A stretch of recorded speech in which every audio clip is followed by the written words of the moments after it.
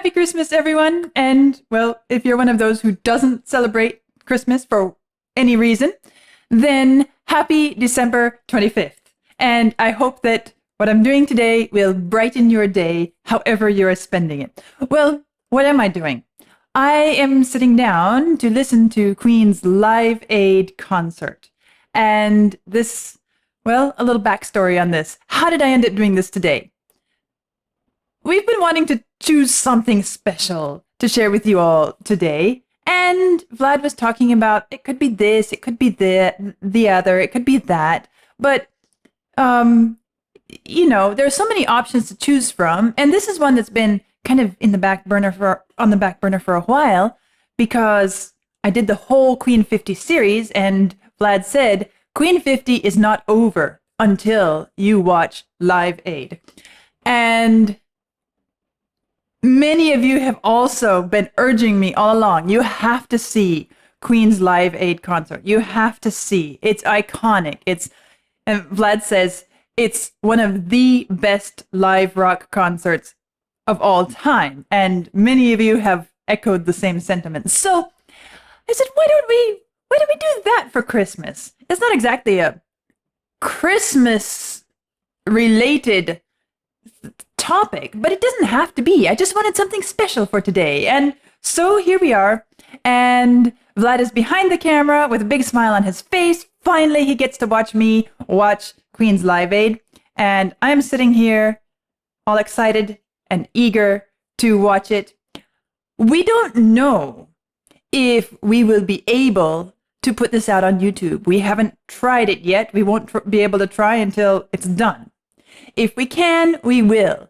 If we can't, and they shut it down for whatever restrictions they want to impose, then you can always find it on Ko-fi and Patreon.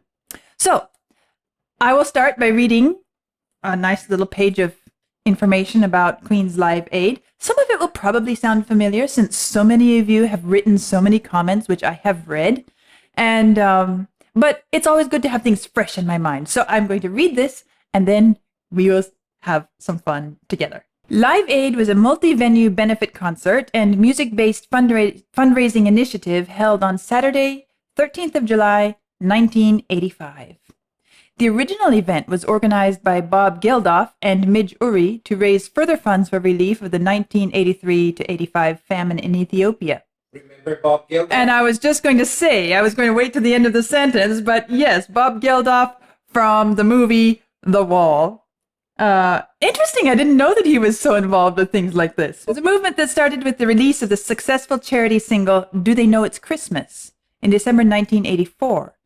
Billed as the Global Jukebox, Live Aid was held simultaneously at Wembley Stadium in London and John F. Kennedy Stadium in Philadelphia. 2 different continents. On the same day, concerts inspired by the initiative were held in other countries such as the Soviet Union, Canada, Japan, Yugoslavia, Austria, Australia, and West Germany. Doesn't it sound like Christmas? Sounds like it. It was one of the largest satellite link-ups and television broadcasts of all time. An estimated audience of 1.9 billion people in 150 nations watched the live broadcast, nearly 40% of the world population. That's impressive. Just think what it would take to get that, let's say 40% of the world population watching a concert today. You think it could be done?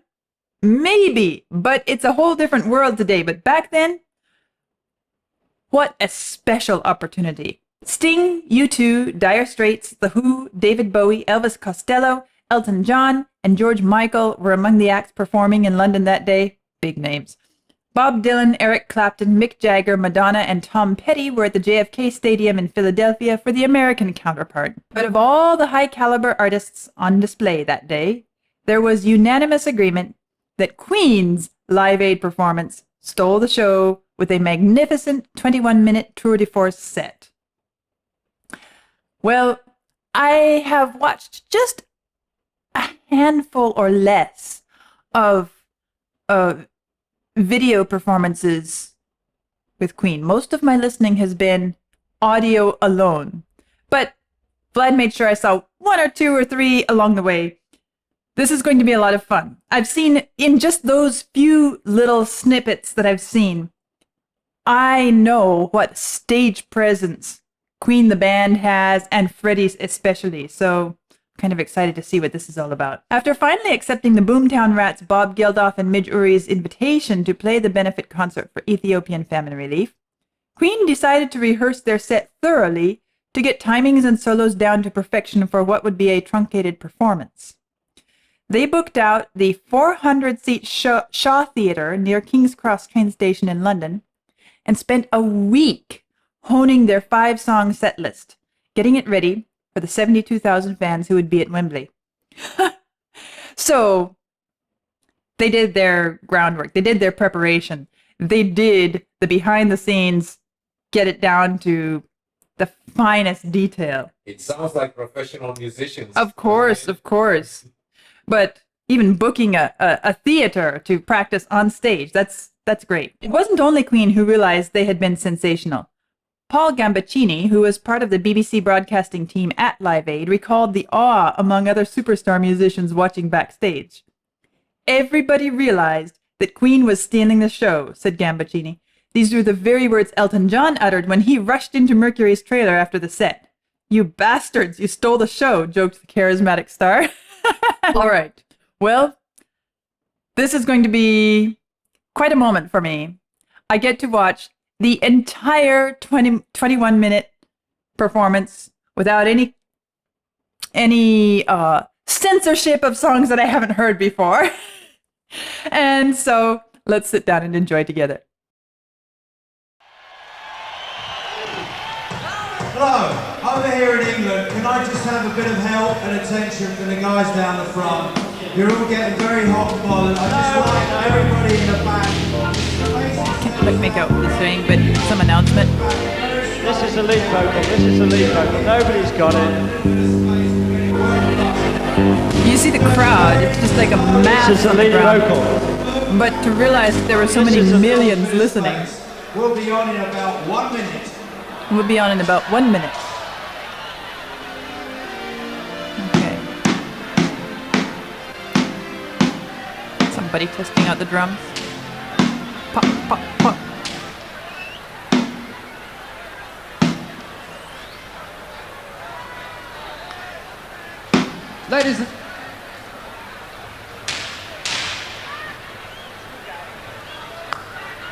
Ladies and gentlemen, could we have a very warm Wembley welcome, please, for Here they Mel come. Smith and Griff Rhys-Jones.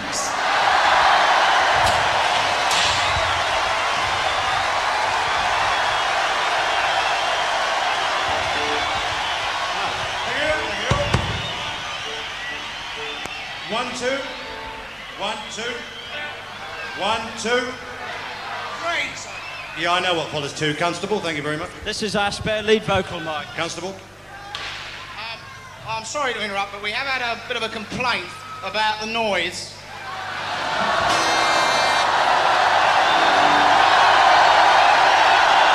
So was that some sort of skit, or was that real? Like, I don't know.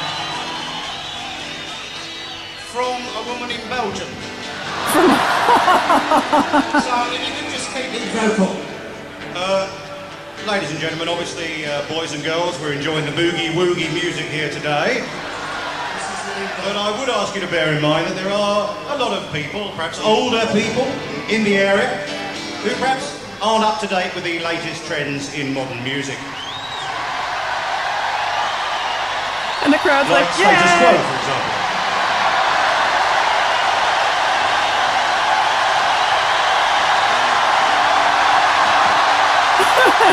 And the officers are like, they're not going to do anything that we ask. Anyway, it gives us enormous pleasure to introduce the next combo, who are Her Majesty, Queen! Oh, well. What a fun way to...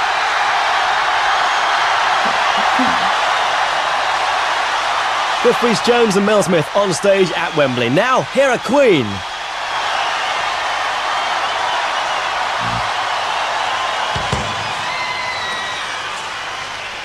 energetic entrance.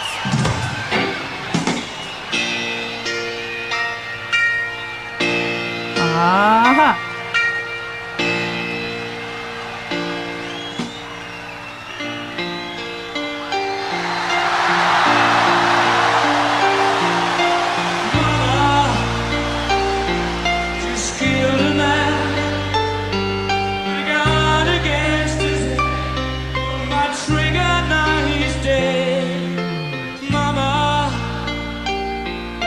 Just begun, but now I'm gonna throw it all away.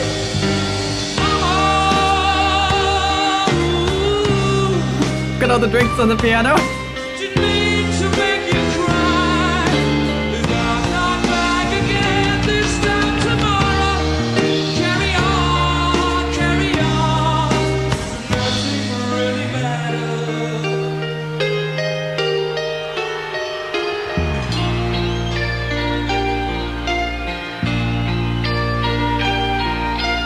Too late, my time is gone. Send shivers down my spine, body's aching all the time. Goodbye, everybody. I've got to go. Gonna leave you all behind and find for truth.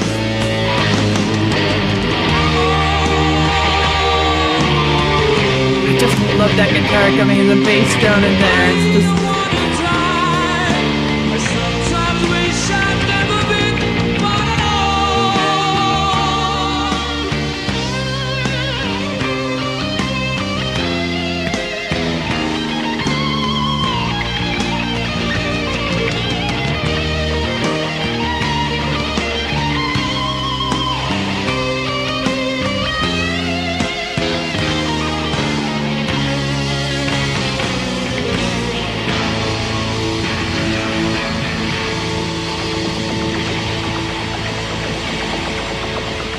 okay. I gotta pause it for a second because I don't know what's happening next. I see he's getting up from the piano, and so, I mean,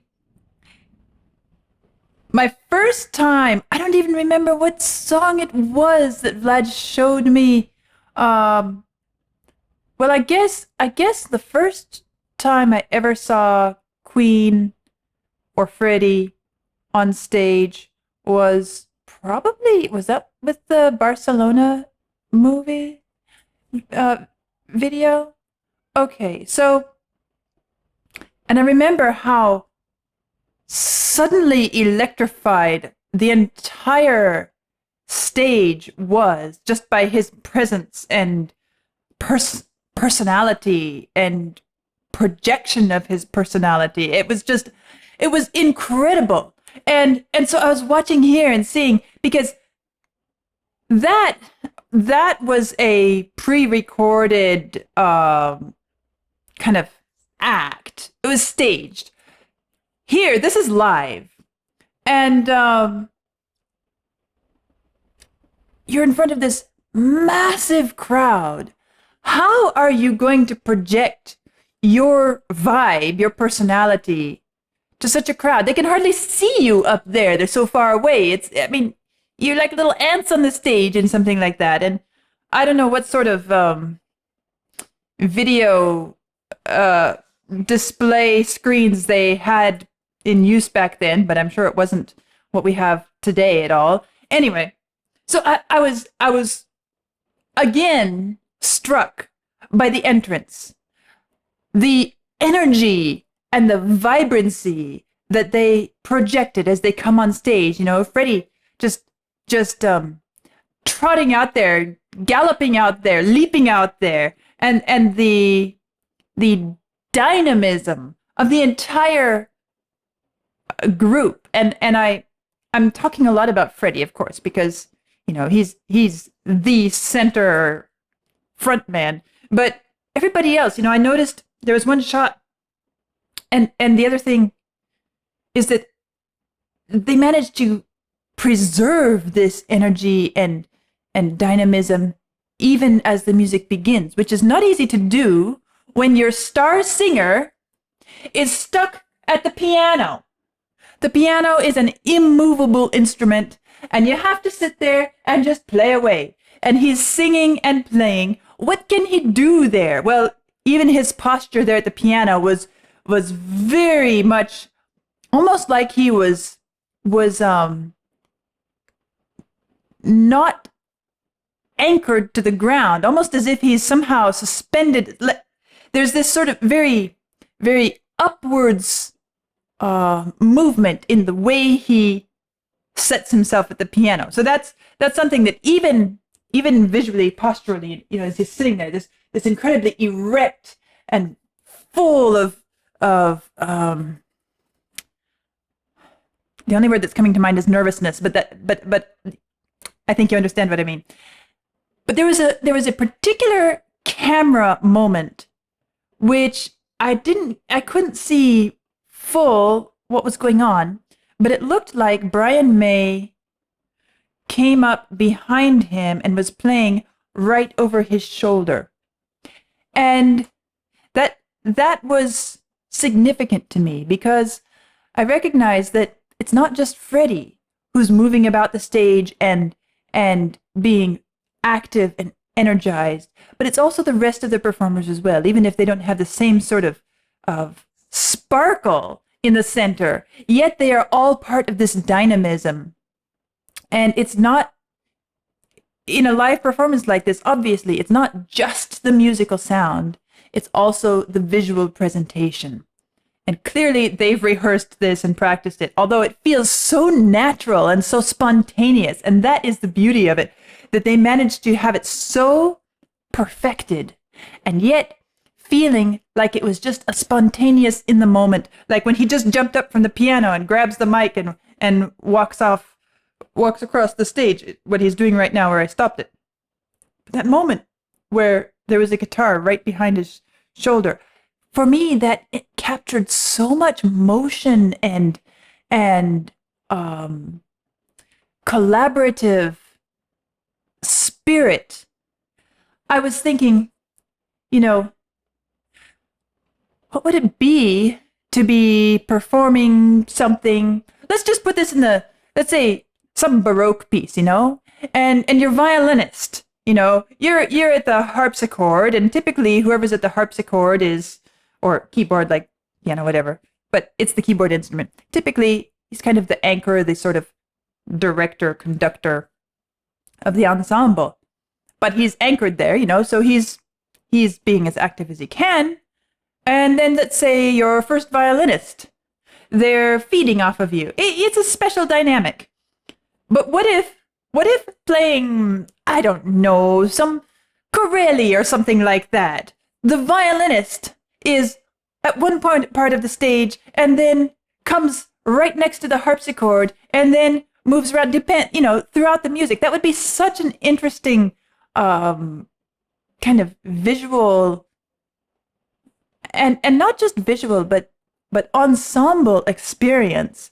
I'm sure it's been done actually. And but the thing is that I play two instruments which are anchored to the floor. The harp, at least the concert harp, you can't just pick up and walk around. The piano, you can't just pick up and walk around. So this is something... Unless you're John Lord. Well, even that's pushing it. My point is that I appreciate these things and the way that they manage to keep the motion and the dynamism and the energy, the vibrancy, even when the lead singer is stuck at an instrument that doesn't move, that can't go across the stage. And that is their opening number. That is what they start with. And they did a great job. So anyway, let's keep going. Now he's free to move. And boy, does he. It's almost like he's holding a guitar.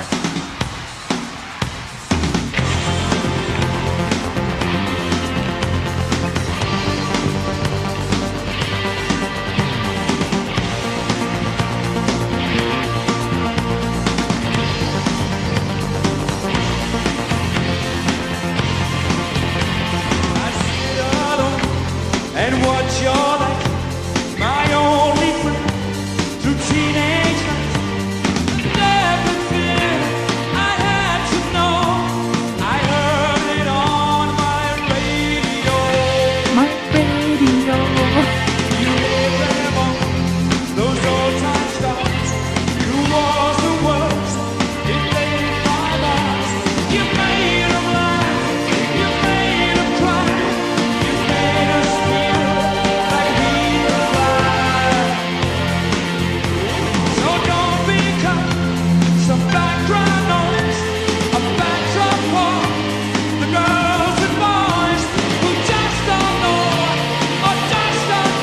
how involved the crowd is. And he's talking them through it as he sings.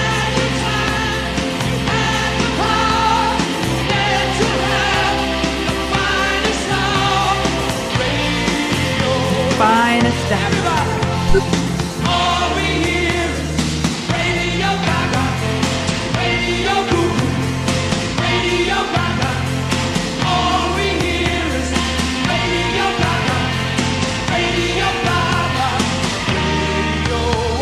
Okay, I just want to look at the...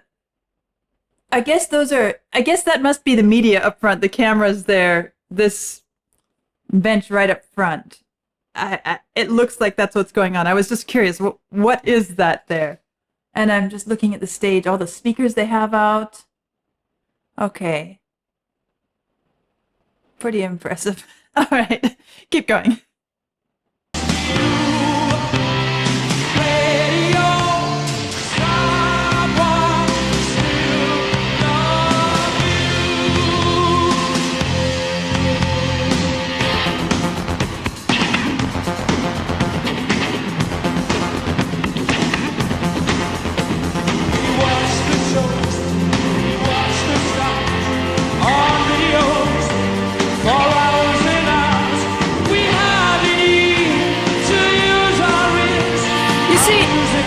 You see what he's doing is he is so good at singing right to you alone, to the audience.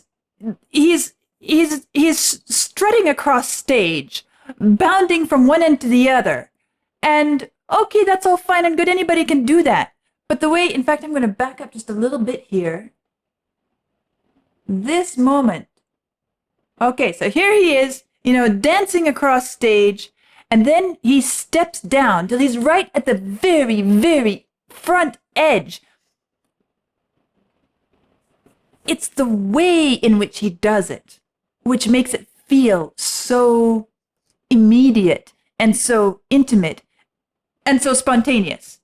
But he's just going along, moving, dancing, singing, and suddenly, hop, hop, he's right down. He's right at you as if he can't get close enough. He wants to get even closer. And you feel like he's coming to you. And it's such a great... Now, okay, we'll do this and I'll comment about something else later. That's the first gesture we watched. It was towards the audience. Yeah, this is so good. Let's back up here. It's a masterclass, really it is. So, okay, he's moving across stage. Great. It's dynamic. It's energetic. He's in the music, and you can see it just oozing out of every pore of his body. And then, as he starts to sing again, his gesture is towards you. We watched, and it's towards you in such a way that is so much an acknowledgement of you and your presence. And then after that, immediately, he doesn't just gesture towards you, he jumps down towards you. It's kind of a greeting. Here he is. And he's reaching towards you. And he's making eye contact. He's gesturing.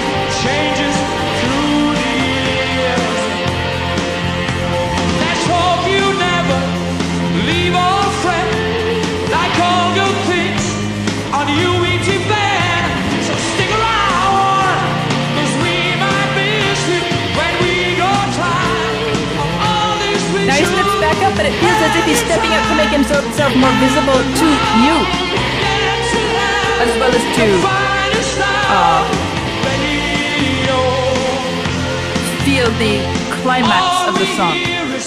Radio Gaga, Radio Goo Goo, Radio Gaga. All we hear is Radio Gaga, Radio Goo Goo, Radio Gaga. All we hear is Radio Gaga, Radio Gaga. Radio was you, radio someone still.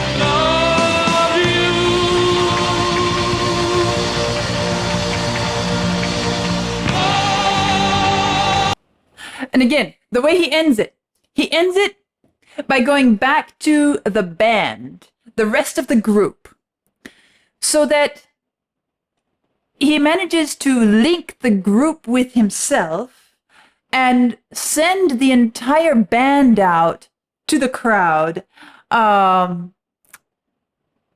that it's not just about him, believe it or not.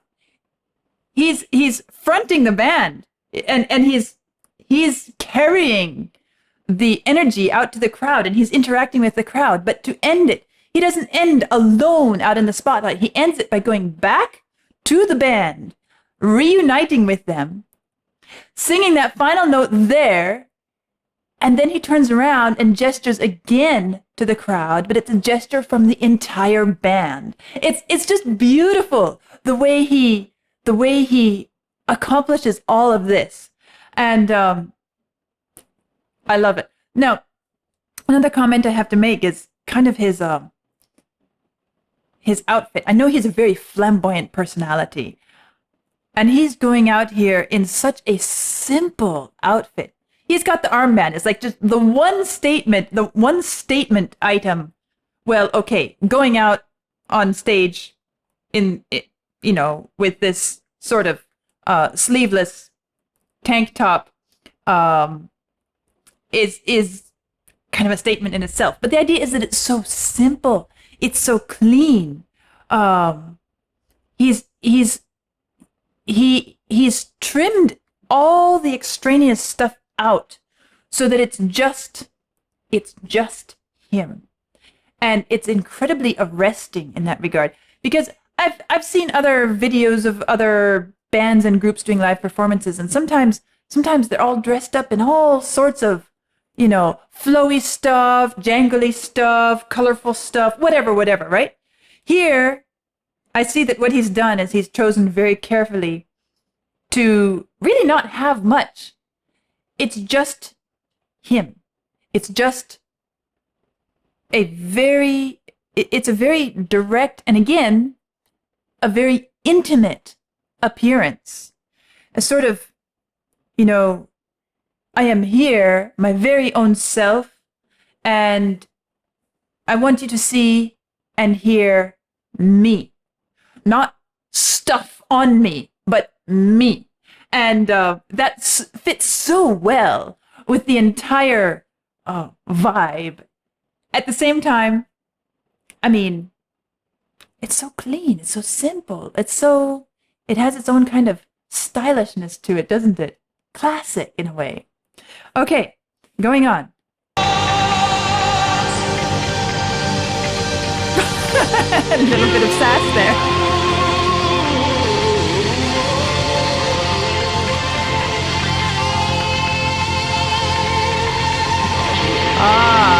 Posing. Okay.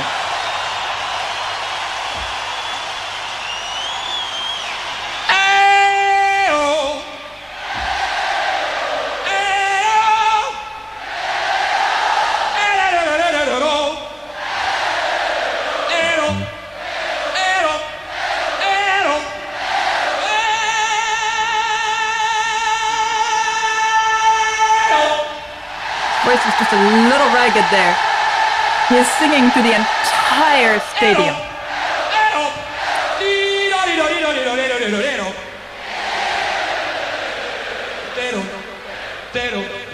All right. Nice. He got them just singing along with. Let's see what comes next.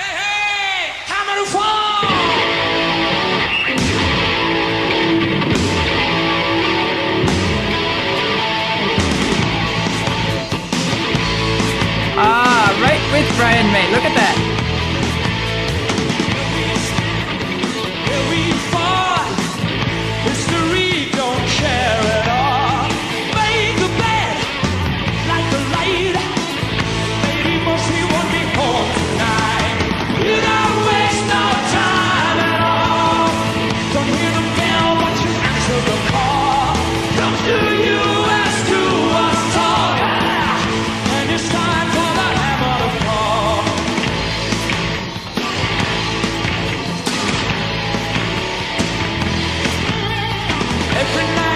movement of them all. A little piece of you is falling away. Lift your glass, the western wavy.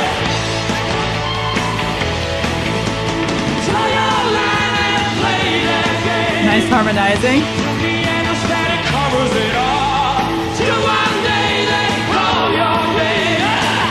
Then it's time for the hammer to fall.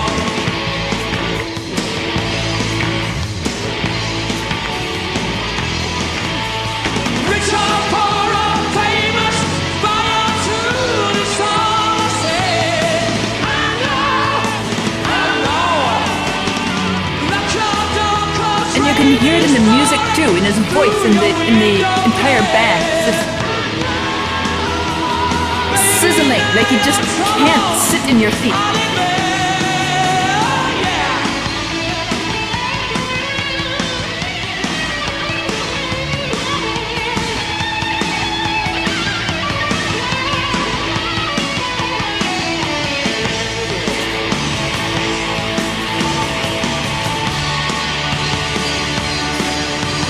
It looks like he wishes he were a guitar player.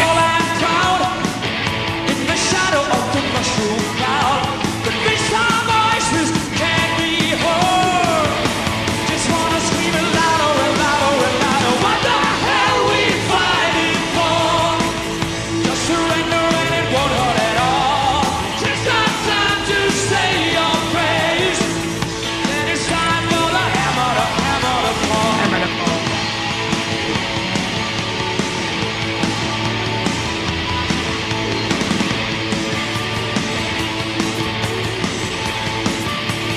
Going to fall.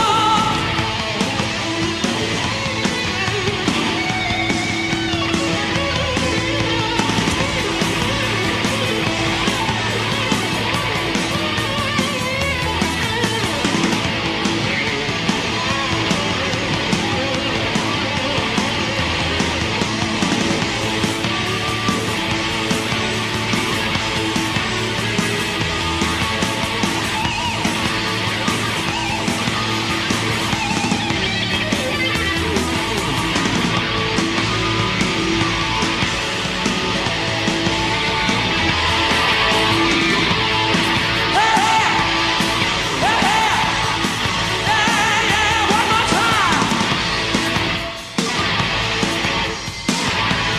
Waiting for the hammer to fall.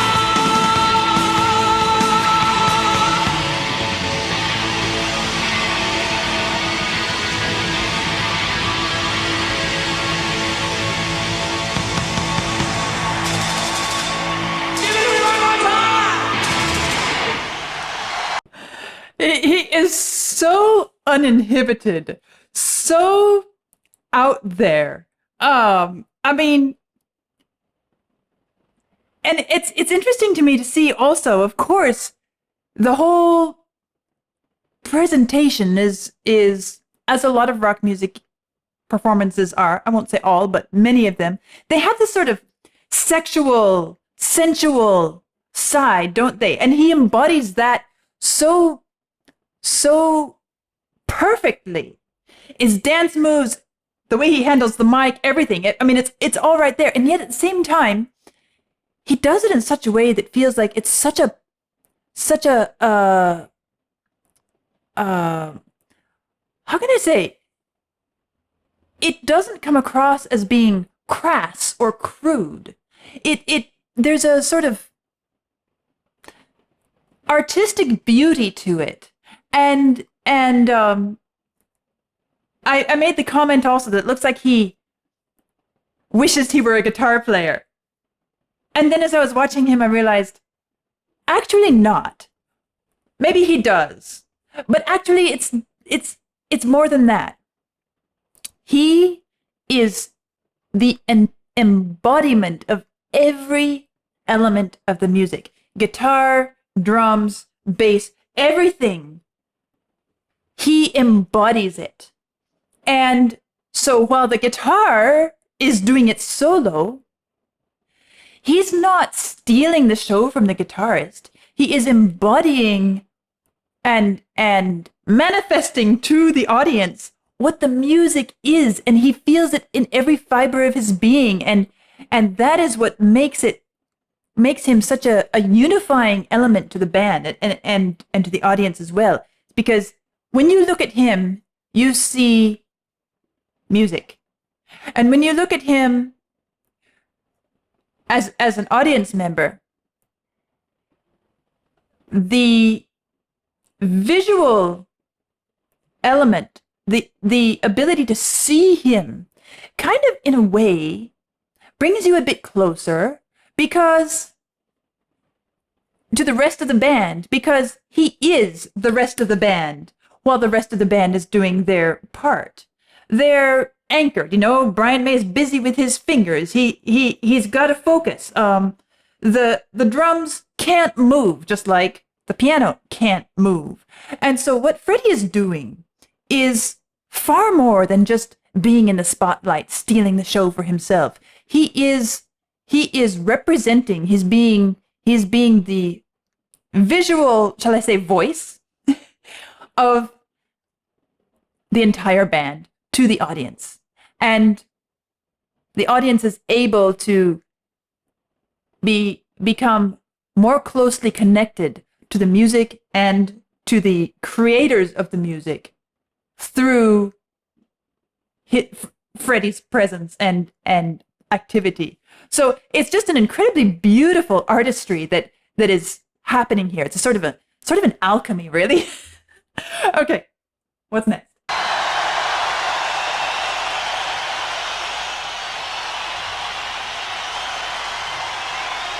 And that's what makes it so, as I said, you feel like it's sizzling, like you just cannot sit in your seat. There's this sort of boiling, sizzling vibe in the music and in what you're seeing on stage.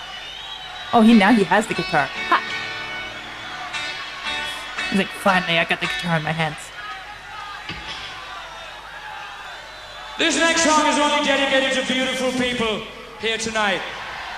Did he say it's only dedicated to beautiful people here tonight?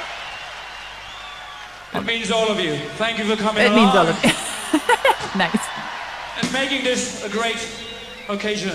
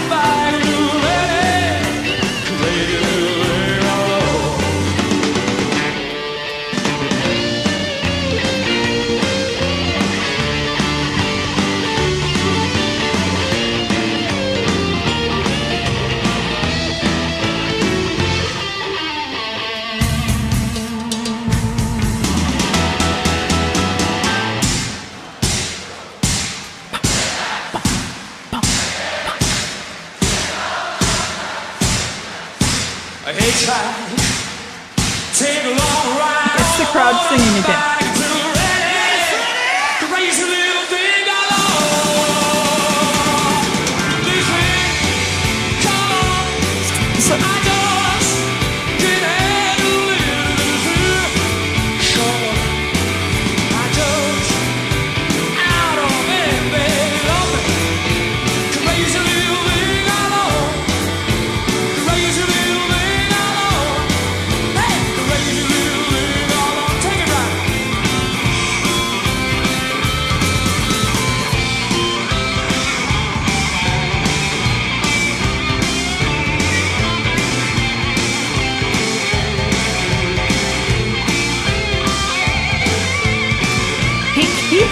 involved. He keeps them participants throughout the entire show.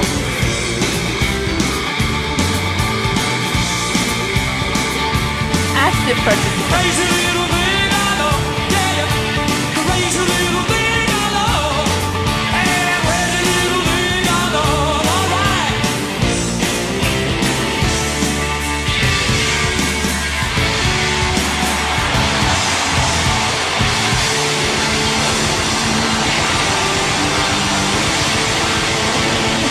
Like he's breathing hard. This is a workout.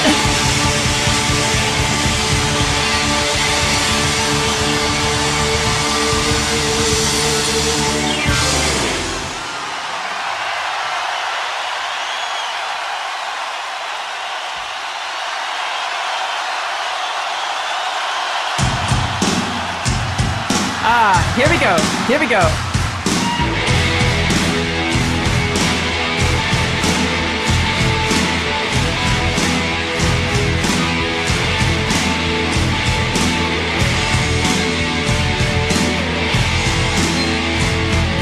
Buddy on the boy, make a big noise, playing in the street. Gonna be a big man someday.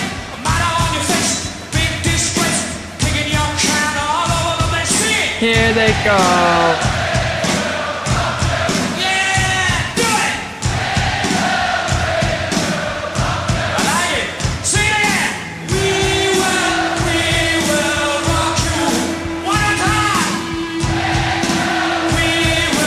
There's the guitar coming in.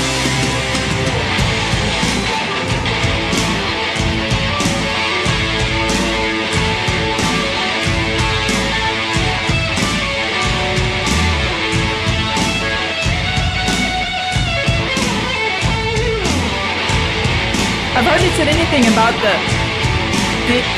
voice, the guitar, the drums, you know, as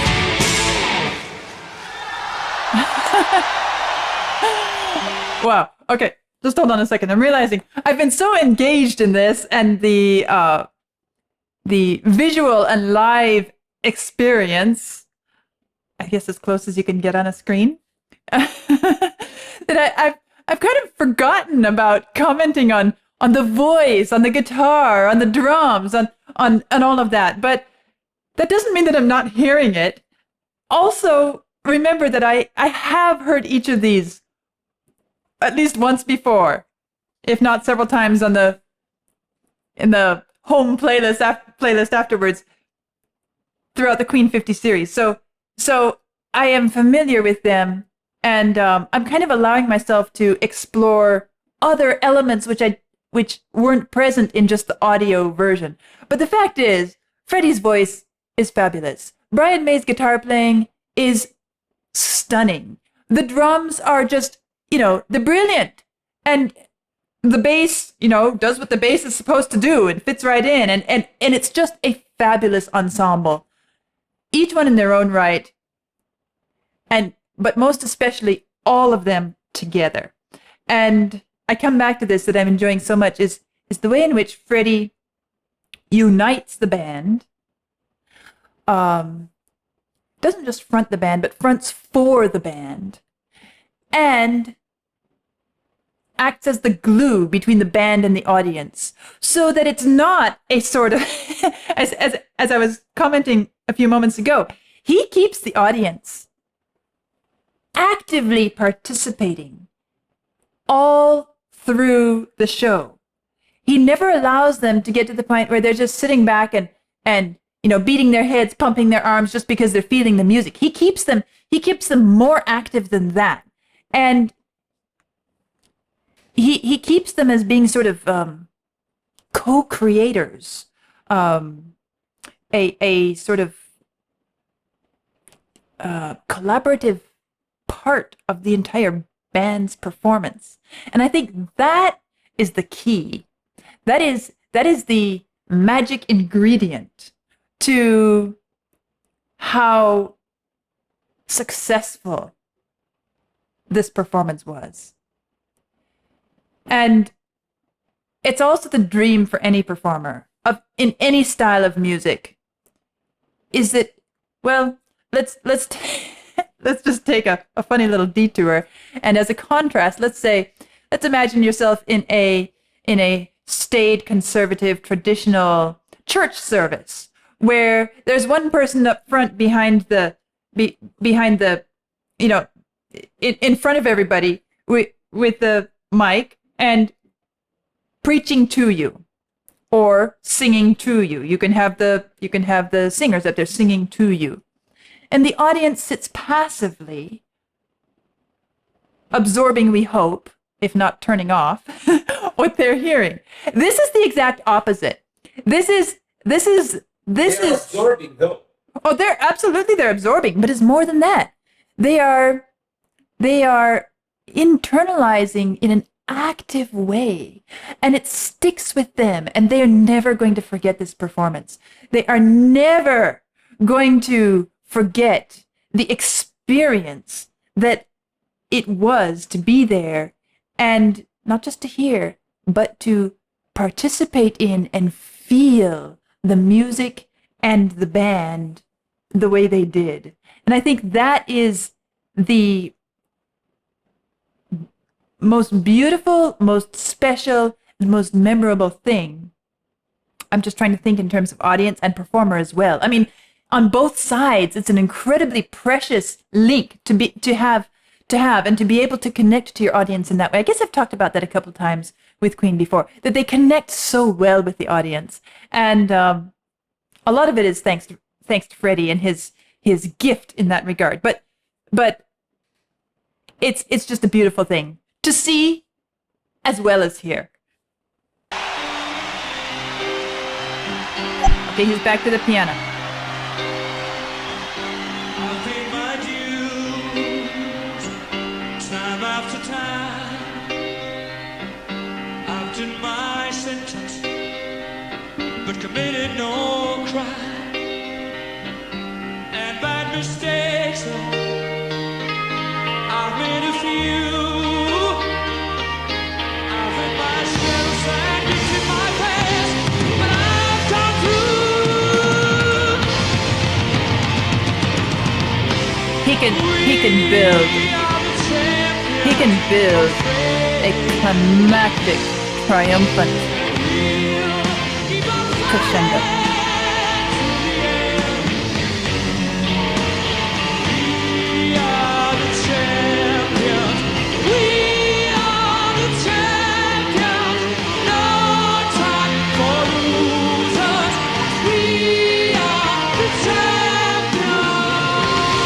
A little melodic variant there.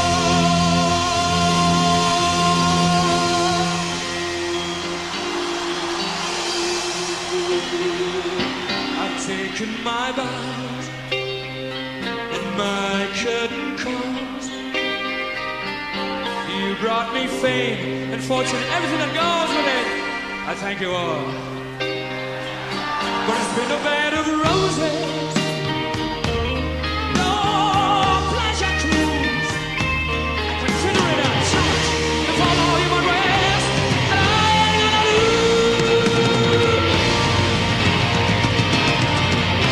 Alive.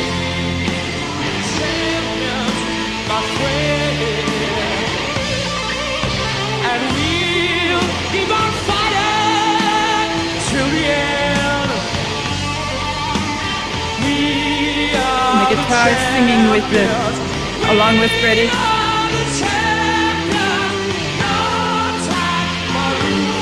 And the bass in there.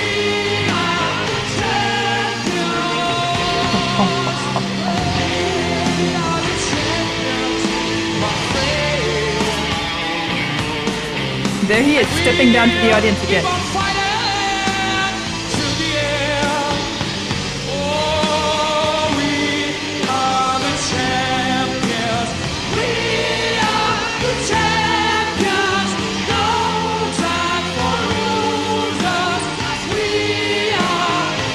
His voice sounds a bit tired at this point.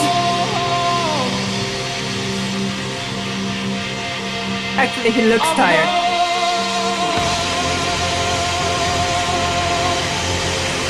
Woo!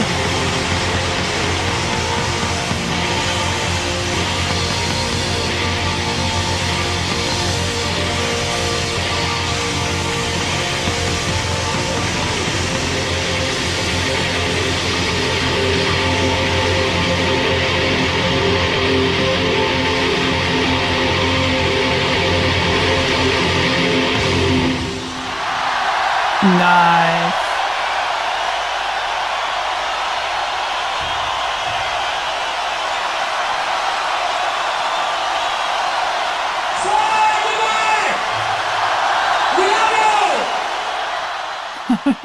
I I can't say that I expected anything less. I really didn't. Because first of all, I've heard Queen and I've heard this in their music. Secondly, you all have written so much. You've built up my expectations. And of course, Vlad's anticipatory excitement as well. I knew it was going to be impressive and amazing and wonderful in all of these ways. And yet, it's still such an incredibly moving experience to actually see it myself.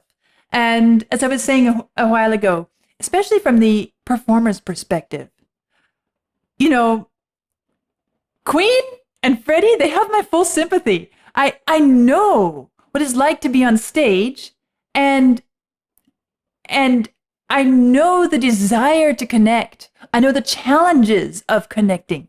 I'm familiar with this from the performer's side experience of well, and everybody else who felt like they stole the show. I am sympathetic to them as well, because I know what it's like to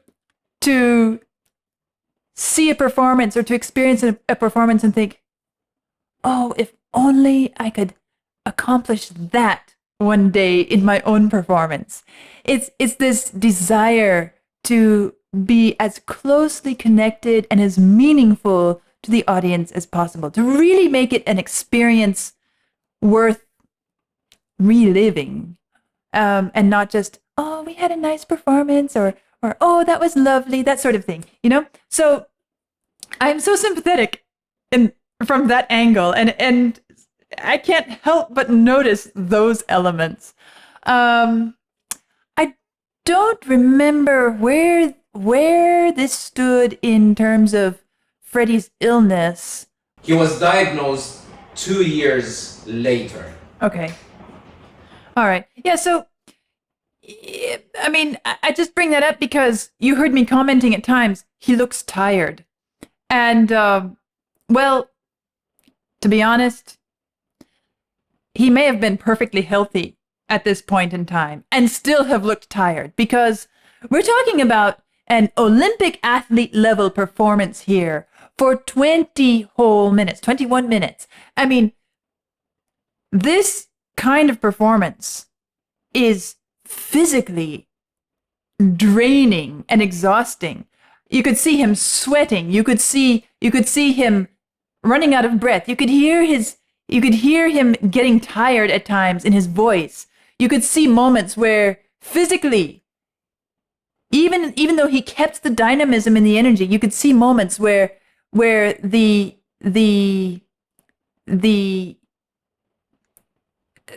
curtains dropped a little bit, and you could see, oh, he's pushing himself to the max, and he's tired, which also allows it to feel so genuine, because it is so real. It is so much Queen and who they are as a band. It is just them and their personalities, their stamina, all of it. It's there, and it feels so natural.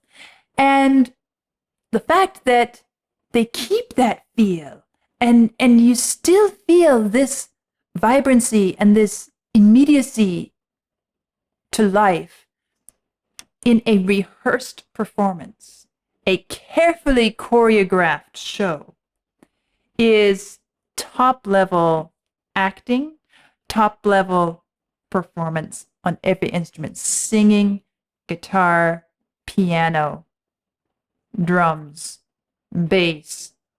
Every single member was in top shape. I mean, it was just, it's as I said, it's beautiful to see as well as to hear. Well, of course, if we're going to compare a live performance to a studio recording, you hear a whole lot more detail in a studio recording, of course. And that's why I did all of the first listens with recordings, just audio studio recordings. There is always some vibrancy and special quality to live in the moment. And I feel like Queen, well, as everyone said, they stole the show. And remember, this was taking place on 2 continents, England and the United States. And then, of course, all the other concurrent performances in other parts of the world. Soviet Union, Yugoslavia, Germany. I mean, Soviet Union and Yugoslavia, we're talking at the height of the Cold War. And everybody all around the world is coming together for this cause, for this collaborative, participatory, and humanitarian effort, charity. If we're going to pick one thing that is special about Christmas, it is what we call the Christmas spirit, you know, and the idea that we can lay down our arms for a day. We can put the needs of humanity first for a day, above all the other competing agendas around the world. And I mean, even though this wasn't a Christmas event, I feel like it embodies the Christmas spirit. And it's an inspiration even today. I mean, it's not the Cold War, but it's a different dynamic around the world, which is also incredibly unsettling and tragic in so many ways.